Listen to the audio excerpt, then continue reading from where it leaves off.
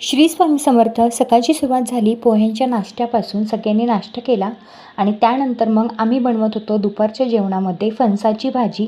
पप्पांनी येतानाच फणस आणला होता मार्केटमधून. तर याची भाजी खूप छान लागते. कशा पद्धतीने बनवायची याचा मी डिटेलमध्ये व्हिडिओ याच चॅनलवरती अपलोड केलेला आहे. तर पप्पा गावी गेलेले होते, लग्न होतं त्यामुळे. आणि मग येताना त्यांनी शेतातील जे काही कडधान्य आहेत, शेतातील तांदूळ, तर हे सगळं काही येताना घेऊन आलेले होते. तर ही आहे तुरीची डाळ. हा जो चिवडा आहे तो आमच्या गावाकडे खूप जास्त प्रमाणात खाल्ला जातो विदर्भ साईडला. तर तो मला खूप आवडतो आणि त्यांनासुद्धा, त्यामुळे ते येताना घेऊन आलेले होते.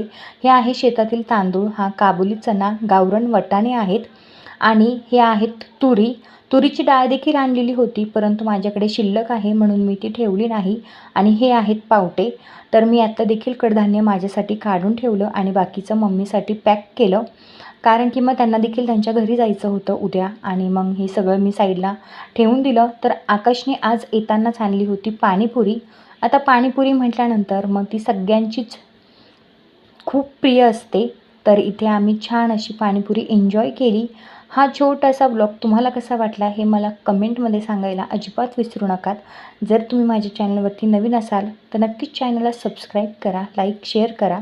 चला तर मग भेटूयात अशाच एका इंटरेस्टिंग अशा व्लॉगमध्ये.